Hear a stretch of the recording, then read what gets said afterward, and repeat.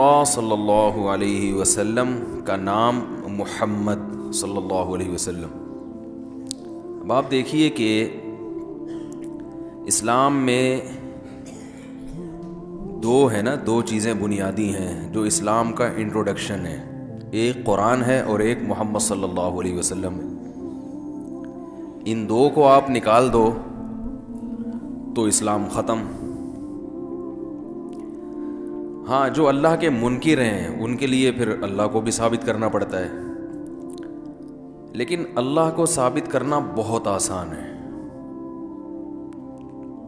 تبھی اللہ کو ماننے والے دنیا میں زیادہ ہیں. وہ الگ بات ہے کہ اللہ کے ساتھ شرک کرتے ہیں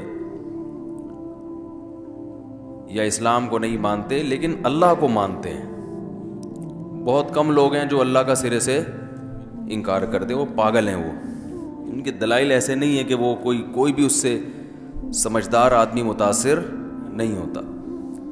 کل میرا بیان تھا نا KSBL یونیورسٹی میں، تو ایک اسٹوڈنٹ نے سوال کیا.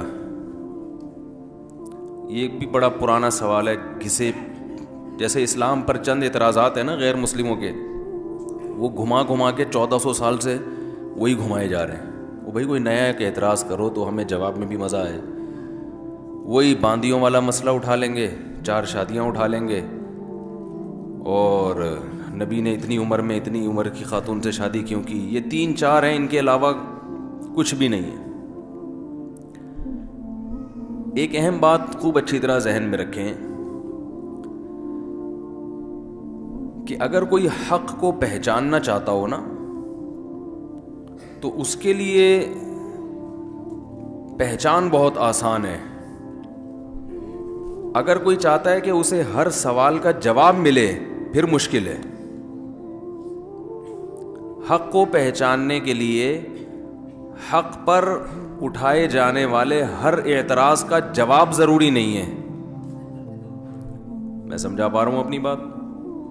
اگر آپ ثابت کر دیں کہ یہ حق ہے تو اس پہ اشکالات ہوتے ہیں. بھئی اس اشکال کا کیا جواب ہے، اس اشکال کا کیا، تو ہر اشکال کا جواب دینا بھی بسا اوقات مشکل ہوتا ہے، اور اگر جواب دیا جائے تو سامنے والے کے لیے سمجھنا بھی مشکل ہوتا ہے. لیکن حق کو پہچاننا بہت آسان ہے. کیسے؟ کچھ دن پہلے ایک صاحب آئے میرے پاس. پہچاننے کا طریقہ 2 اور 2 4 کی طرح ہے. وہ چھنی سے چھان لیں گے نا آپ، جو رہ جائے گا اوپر وہ کیا ہوگا؟ وہ حق ہوگا. ٹھیک ہے نا؟ چھنیوں سے چھانا کریں. تبھی دیکھیں قرآن نے کیا کہا ہے، تبارک الذی نزل الفرقان. پاک ہے وہ ذات، برکت والی ہے وہ ذات جس نے فرقان نازل کیا. فرقان پتہ ہے کسے کہتے ہیں؟ نہیں، فرق کرنے والی کو نہیں. فرق کرنے والے کو فارق کہتے ہیں. فرق کرنے والا، حق اور باطل کو جدا کرنے والا، یہ فارق ہے. فرقان ہے سپرلیٹو ڈگری. حق اور باطل کو ایسے جیسے دودھ کا دودھ اور پانی کا پانی. یعنی قرآن کہتا ہے کہ میں حق اور باطل کو ایسا ڈیفائن کرتا ہوں کہ ہڈو بچو ہو جاتا ہے ہماری زبان میں. اب میرے جو اسٹائل سے واقف نہیں ہے نا، کسی اور جلسے میں جا کے میں خطاب کروں تو مجھے گھر دیکھ رہا ہوں یہ کیا کر رہے ہیں یار. میں کل اتنا کنفیوز تھا نا بیان میں. میں نے کہا پولیس کو بلاؤں تو ایک صاحب کہتے ہیں کہ نعرہ لگانا ہے. میں پولیس کی بات کر رہا ہوں، وہ کہنے کہ نعرہ تکبیر لگانا ہے. وہ سمجھ میں نہیں آ رہا تھا ان کے یہ کیا ہو رہا ہے. تو جو اپنے ممبر پہ بیٹھ کے بات کا مزہ ہے نا، وہ کہیں اور وہ مزہ نہیں آتا. یہ ایسا لگتا ہے جیسے یہ لگام ہمارے ہاتھ میں ہے. ٹھیک ہے نا؟ اور سننے والے بھی سمجھتے ہیں. تو فرقان اور فارق میں فرق یہ ہے، فارق کہتے ہیں حق اور باطل کو الگ کرنے والا. تو الگ کرنا تو ٹھیک ہے بھائی، یہ حق ہے یہ باطل ہے. اور فرقان یہ سپرلیٹو ڈگری ہے. حق اور باطل کو ایسے کھول کے جدا کر دیا کہ اب کوئی کسی قسم کی کنفیوژن باقی نہیں رہی ہے.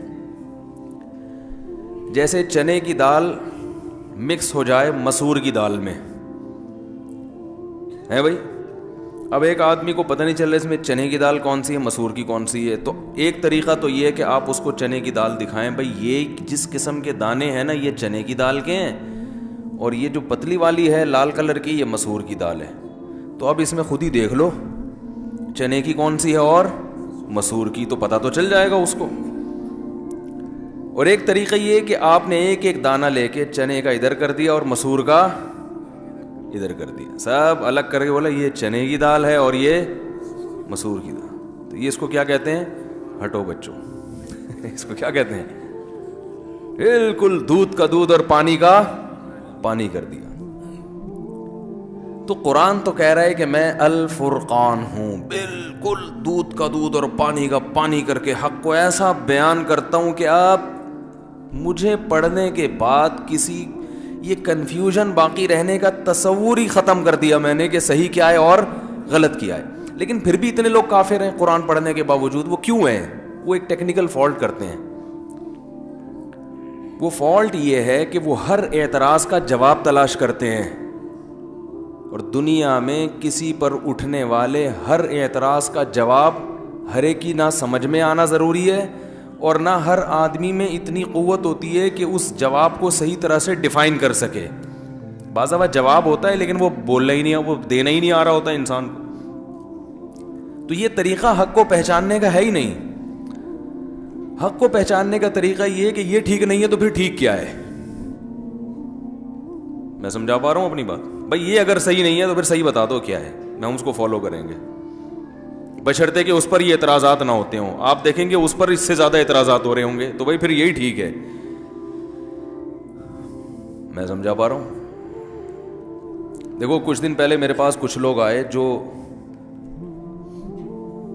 روافظ سے ان کا تعلق, شیعہ حضرات تھے. اشکالات تھے کہ بھئی ابو بکر پہلے خلیفہ ہیں نہیں ہیں, حضرت فاطمہ کی وراثت, وہی جو ان کے مخصوص مسائل ہیں, وہ حضرت عمر نے ظلم کیا وغیرہ وغیرہ وغیرہ وغیرہ. تو مجھے کہنے لگے کہ اس کا جواب دیں. میں نے کہا آپ ان سوالات کا جواب تو میں انشاءاللہ دوں گا, لیکن ایک میرا سوال ہے, ان کا جواب کیوں چاہتے ہو آپ؟ یہ ثابت کرنے کے لیے کہ آپ کا مسلک ٹھیک ہے میرا مسلک غلط ہے, یہی نا؟ تو وہ تو میں پھر بھی نہیں مانوں گا, اس لیے کہ اگر سنی مسلک پہ یہ 5-6 اعتراضات ہیں تو آپ کے مسلک پہ 5000 اعتراضات ہیں مجھے. تو میں اپنا مسلک چھوڑنے کے لیے تیار ہوں بشرطے کہ آپ کے مسلک کے 5000 اعتراضات کے جوابات مجھے مل جائیں. نہیں یاری بات. اور اگر آپ کا بھی غلط ہے میرا بھی غلط ہے تو پھر کوئی تیسرا مسلک ایسا بتا دیں جس پہ کوئی اعتراض نہ ہوتا ہو, تو پھر میں اس کو فالو کر لوں گا. جب تک ایسا نہیں ملتا تو فی الحال جو ابا دادا سے مجھے دین ملا ہے اسی پہ چلنے تھے. نہیں یاری میرا خیال ہے بات. مثال کے طور پر کوئی آپ کے پاس آتا, کوئی عیسائی آتا ہے, وہ کہتے ہیں بھائی اسلام میں باندیوں کا تصور ہے, یہ کیا ہے باندیاں, زوجہ پہ اگرچہ مجبوری میں ہاتھ اٹھانے کی اجازت ہے مگر ہے تو نا, اور اسلام میں بہن کی وراثت آدھی ہے اور یہ وہ وغیرہ وغیرہ جو ان کے اعتراضات ہیں. تو بھائی کیا کروں اگر یہ اعتراضات ہو رہے ہیں تو کیا کروں؟ بھائی اسلام چھوڑ دو, یہی ہے نا, چھوڑ کے کیا کہہ رہے ہیں عیسائی بن جاؤ, کہ بھائی عیسائیت پر تو اس سے بڑے بڑے اعتراضات ہوتے ہیں. ہمارے یہاں تو آدھی وراثت ہے, عیسائیت میں ہے کتنی آپ کو یہی نہیں پتا. بھائی عورت کو آدھی ملتی ہے, عیسائیت میں کتنی ملتی ہے آپ کو تو پتا, گائیڈنس ہی نہیں ہے. ہمارے پاس گائیڈنس ہے, لہذا اس گائیڈنس کے بارے میں یہ فیصلہ کرنا کہ صحیح ہے یا غلط ہے, دو رائے ہو سکتی ہیں. آپ کے پاس سرے سے گائیڈنس ہے ہی نہیں, تو فالو کس کو کریں گے؟ یہ میری آواز دوبارہ گھوم گھوم کے کیوں آ رہی ہے؟ کوئی ایکو بھی کو تو نہیں کیا ہوا؟ ایکو ختم کریں بھائی. تو سرے سے گائیڈنس ہی نہیں ہے. جو عیسائی امریکہ میں رہتا ہے وہ امریکہ کے قانون کو فالو کرتا ہے, جو آسٹریلیا میں رہتا ہے وہ آسٹریلیا کے قانون کو فالو کرتا ہے, جو برازیل میں رہے گا وہ برازیل کے قانون کو فالو کرے گا, جو اٹلی میں رہے گا وہ اٹلی کے. عیسائیت کے قانون کو فالو کرنے والا دنیا میں کوئی بھی نہیں ہے. 2-4 چیزیں رہ گئی ہیں.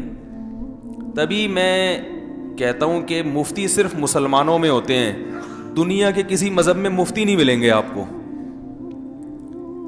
ہندوؤں میں مفتی نہیں ہوتے, روحانی پیشوا ہوتے ہیں, دم درود والے, جن چڑیل بھوت بھگانے والے.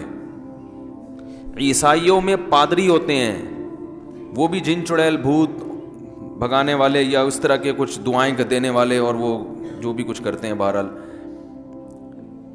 یہودیوں میں بھی ایسا ہی ہے, سکھوں میں بھی ایسا ہی ہے. مفتی کا مطلب ضروری نہیں کہ یہ لفظ ہو, اس مفتی کا جو مفہوم ہے نا, اس مفہوم کے لوگ بھی ان کی مارکیٹ میں شارٹ ہیں, ہے ہی نہیں. مسائل بتانے والے صرف اسلام میں ملیں گے آپ کو, یہ حلال ہے, یہ حرام ہے, ہر چیز میں اسلام کا ایک آلٹرنیٹو متبادل ہے. بھائی بتاتے نا, یہ سیکولرزم یہ کہتا ہے, سوشلزم یہ کہتا ہے, تو اسلام کیا کہتا ہے, یہ کہتا ہے. سمجھ رہے ہیں نا؟ تو اس کے ہر چیز کے مقابلے میں دیکھو, بینکنگ میں سودی ہے تو مقابلے میں اسلامی بھی آ گئی نا. انشورنس میں ایک غیر اسلامی, ایک اس کے مقابلے میں علماء نے دوسری پیش کی, اگرچہ اس پہ کچھ اشکالات ہیں لیکن آلٹرنیٹ پیش کیا تو جا سکتا ہے نا. تجارت ایک غیر اسلامی ہے, اس کے مقابلے میں اسلامی بھی ہے. ہر چیز, لباس غیر اسلامی بھی ہوتا ہے, اسلامی بھی ہوتا ہے. آپ کا حلیہ غیر اسلامی بھی ہوتا ہے اور اسلامی بھی ہوتا ہے.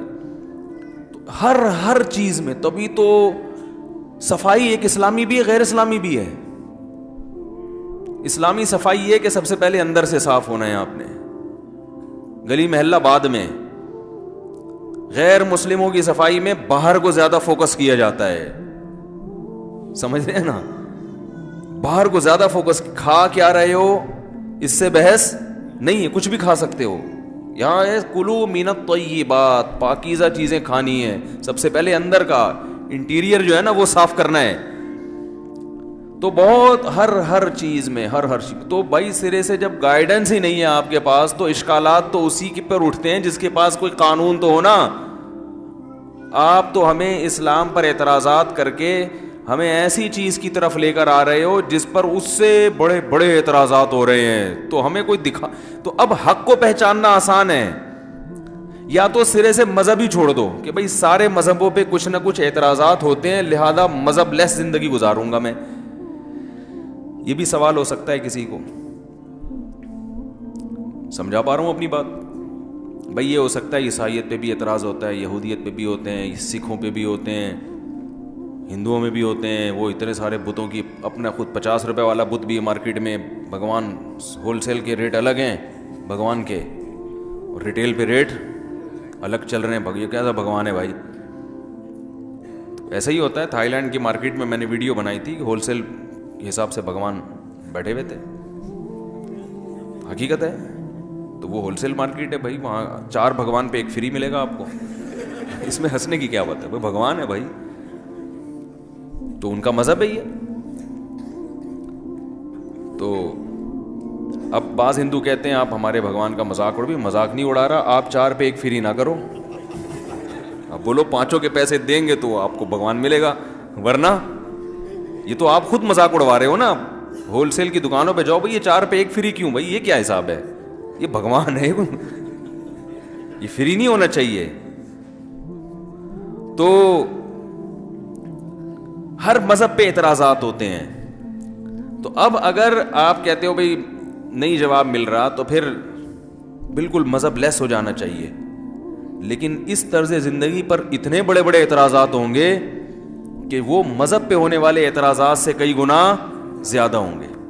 یعنی اس پہ سب سے بڑا اعتراض یہ ہوگا کہ ایک حکومت پاکستان جب ایک حکومت ہے تو اس کا تو لا ہے, یو ایس اے کا بھی لا ہے, یو کے کا بھی لا ہے, چھوٹی ریاستوں کے بھی قانون ہوتے ہیں.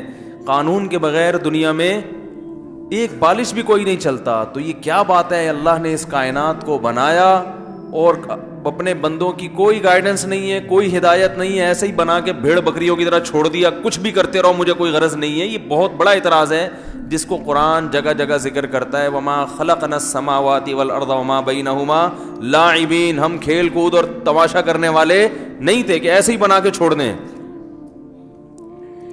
اور پھر اگر آپ بالکل یعنی مذہب سے اپنے لبادہ ختم کر دیں نا, تو آپ کے پاس کسی چیز کو صحیح یا غلط کہنے کا کوئی معیار, کوئی کرائیٹیریا بچے گا ہی نہیں. آپ کسی چیز پہ لوگ جمع کر کے کسی کو لا ہی نہیں سکتے. سمجھ رہے ہیں؟ یعنی پھر اچھا کسے کہتے ہیں اور برا کسے کہتے ہیں, یہ معیار لوگوں کے پاس ہوگا ہی نہیں. یہ جو ابھی لوگ اچھا برا کر رہے ہیں نا, یہ فرض کی ہوئی ہیں کچھ چیزیں انہوں نے, ورنہ دلائل کی دنیا میں دیکھا جائے مثال کے طور پر سب کا اس پر اتفاق ہے کہ طاقتور کمزور پہ ظلم کرے، زیادتی کرے تو یہ برا ہے، لیکن دلائل سے اس کو بھی اچھا ثابت کیا جا سکتا ہے. بھئی شیر جنگل کا بادشاہ طاقتور ہے نا، تو اپنی طاقت کی وجہ سے وہ ہرن کو کھا جاتا ہے. تو کوئی استدلال کر سکتا ہے کہ نیچر کا یہ اصول ہے کہ اگر کسی کے پاس قوت ہے تو اپنی قوت کو اپنے مفاد میں استعمال کر سکتا ہے. جانوروں سے سیکھو تو انسان پہ یہ اپلائی کیوں نہیں ہوتا؟ بہت سی چیزیں ہم جانوروں سے سیکھتے ہیں. جب 99% میڈیسن جانوروں کو دیکھ کے ایجاد کی گئی ہیں تو تھوڑا بہت لائف اسٹائل بھی ان سے لے لیا تو کیا ہو گیا بھائی؟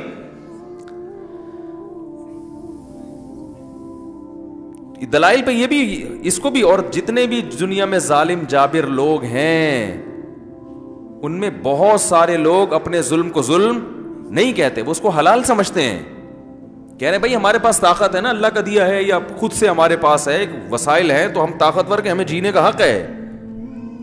وہ غلام بنا کے رکھنے کو وہ سمجھتے ہیں کہ بھئی جب فطرت نے ہم پر ایک احسان کیا ہے تو ہم اگر کسی پر ظلم زیادتی کریں تو کوئی حرج نہیں ہے. تو دلائل کی دنیا میں آپ کے پاس کوئی ایک ایسا معیار ہے ہی نہیں جس سے آپ یہ فیصلہ کر سکیں کہ صحیح کیا ہے اور غلط کیا. ابھی دیکھو دنیا کا سب سے بڑا ایشو دہشت گردی ہے کہ نہیں ہے؟ ساری دنیا کے سارے انسان اس پر متفق ہیں کہ دہشت گردی کا جڑ سے خاتمہ ہونا چاہیے. کیا خیال ہے؟ اتنی بڑی برائی ہے، لیکن دہشت گردی کی ڈیفینیشن کیا ہے یہ اب تک کوئی اس پہ متفق نہیں ہو سکے. آپ نے یہ فیصلہ کیا کہ چور جو ہے نا، چور، یہ چوری بہت بڑا جرم ہے، لہذا ساری دنیا چوروں کے خلاف مل کے جہاد کرے گی اور ان کو سخت ترین سزائیں دے گی. اب کسی نے پوچھا بھائی جب جہاد شروع کیا ساری پولیس الرٹ ہو گئی کہاں کہاں پکڑنا ہے، چور کون ہے، تو اب اس پہ اتفاق ہی نہیں ہو رہا چور کسے کہتے ہیں. تو ایسے قانون کا کوئی فائدہ ہے؟ تو یہ بھی ہر شخص اپنے مفاد میں استعمال کرے گا. علاقے کا کونسلر اپنے سالے کو پکڑ کے لے آئے گا، یہ چور ہے. کونسلر ہے تو طاقت زیادہ ہے، دشمنی بھئی یہ سالہ ہے، بھئی چور ہے. تو بھئی چوری کی تو ڈیفینیشن، بھئی چوری کی ڈیفینیشن میں یہ بھی آتا ہے. ہر آدمی اپنی طرف سے ڈیفینیشن بنا کے جس کو چاہے پکڑنا ہو پکڑ کے. ہر ملک اپنا مفاد دیکھ رہا ہے دہشت گردی کی. جس کا مفاد نہیں ہوتا وہ دہشت گردوں کو سپورٹ کر رہا ہے، یعنی وہ دہشت گرد جس کو سامنے والا دہشت گرد کر رہا ہے.